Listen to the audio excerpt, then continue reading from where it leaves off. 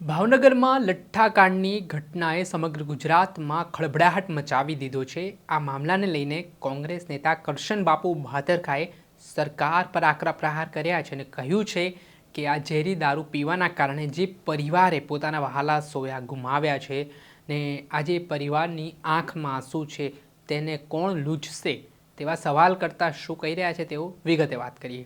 વૈષ્ણવજન તો તેને કહીએ જે પીડ પરાઈ જાનાને રે। દર્શક મિત્રો, નવજીવન ન્યૂઝમાં આપનું સ્વાગત છે। હું છું ફૈઝાન।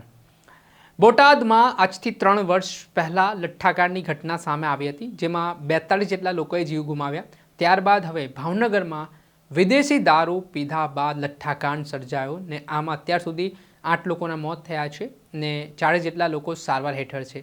આ સ્થિતિના પગલે ભાવનગરનું વહીવટી તંત્ર દોડતું થયું છે। ઘોડા છૂટી ગયા બાદ હવે તબેલામાં તાળા મારવા માટે વહીવટી તંત્ર કામે લાગ્યું છે ને આ પરિસ્થિતિને લઈને મોટાભાગના અધિકારીઓ સામે મોટી કાર્યવાહી થાય તો નવાઈ નહીં તેવું પણ કહેવાઈ રહ્યું છે ને આ પરિસ્થિતિ વચ્ચે કોંગ્રેસના નેતા કરશનબાપુ ભાદરકાએ જે લઠ્ઠાકાંડના કારણે લોકોએ જીવ ગુમાવ્યા છે તે મામલે સરકારને સીધા પ્રહાર કરવાની શરૂઆત કરી છે। કરશનબાપુ કહી રહ્યા છે, ગુજરાત સરકાર પોતાના હફતાઓ માટે ભોગ બનનાર પરિવારનો સ્મશાન ઘાટ બનાવે છે। ભોગ બનેલ પરિવારની સ્ત્રીઓના આંસુ કોણ વાંચશે, એ આંસુને કોણ સમજશે? શું સરકારે પરિવારની આવતીકાલની જવાબદારી લેશે? ભૂલી જવાની આદતનો ભોગ બન્યા વગર જો આવાજ નહીં ઉઠાવીએ તો આવા અન્યાયને દરેક ઉંબરે પહોંચતા વાર નહીં લાગે। કોંગ્રેસના નેતા કરશનબાપુ કહી રહ્યા છે કે આપણે હવે બોલવું પડશે, હવે આવાજ ઉઠાવવું પડશે, હવે આપણે સિસ્ટમ સામે લડવું પડશે। પહેલા સાંભળો કરશનબાપુ ભાદરકાને। સંવેદના, ખાનદાની, સત્ય, ગુજરાતની ગરિમા, કાયદો, મર્દાનગી આ બધાની નનામી નજરે ચડે છે જ્યારે ભાવનગર લઠ્ઠાકાંડ યાદ કરીએ છીએ, એ તરફ નજર કરીએ છીએ। આપણે સૌને ખબર હોવી જોઈએ કે આપણે ટીવી, છાપું કે સોશિયલ મીડિયામાં જોયું, કાલ સવારે કંઈક બીજી ઘટના આવશે એટલે આપણે આ બધું ભૂલી જઈશું। અરે યાદ રાખવાની જરૂર છે, અવાજ ઉઠાવવાની જરૂર છે, લડવાની જરૂર છે। કોઈના ખોળામાં રમનારો ગયો છે, કોઈની માંગ પૂરનારો ગયો છે, કોઈની રાખડી બંધાવનારો ગયો છે અને આપને ભૂલી જવાની આદત છે। અવાજ ઉઠાવવો પડશે, કઈ નવું નથી કરવાનું। જેની મનાઈ છે એ દારૂ બંધી કન્ટિન્યુ રહે અને મજબૂત રહે, એના માટે અવાજ ઉઠાવવાની જરૂર છે।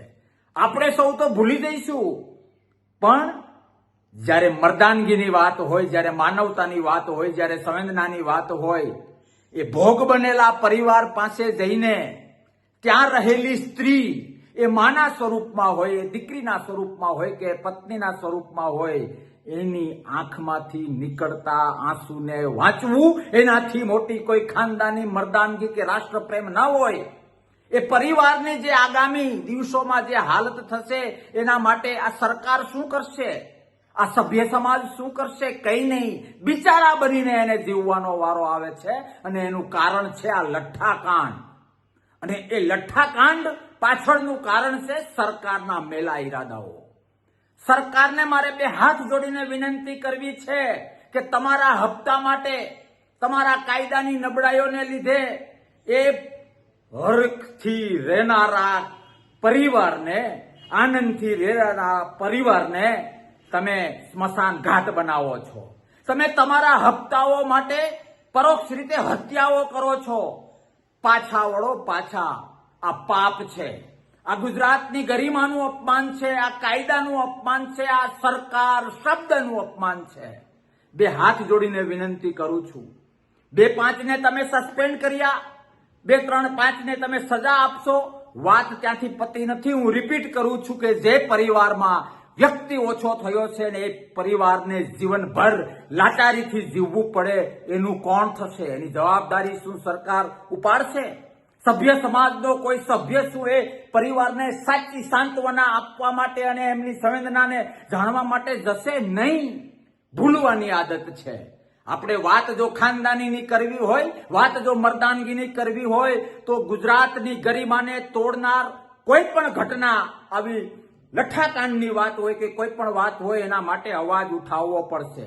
તાકાતથી જાગવું પડશે અને તો જ મેરા ભારત મહાન અને રાષ્ટ્ર પ્રત્યે મને ભાવના છે, ગુજરાત પ્રત્યે મને ભાવના છે એવું આપણે કહી શકીશું. આવો સાથે મળીને કાયદા તોડનાર સામે, કાયદાને ફોલો ન કરી શકનાર સરકાર સામે અવાજ ઉઠાવીએ અને જે પરિવારો આ ભોગ બન્યા છે, ફૂલ નહીં તો ફૂલની પાંખડી, એ લોકોને સહાય બનીએ, એ લોકોના આંસુને વાંચવાનો પ્રયત્ન કરીએ, એ લોકોના આંસુને સમજવાનો પ્રયત્ન કરીએ.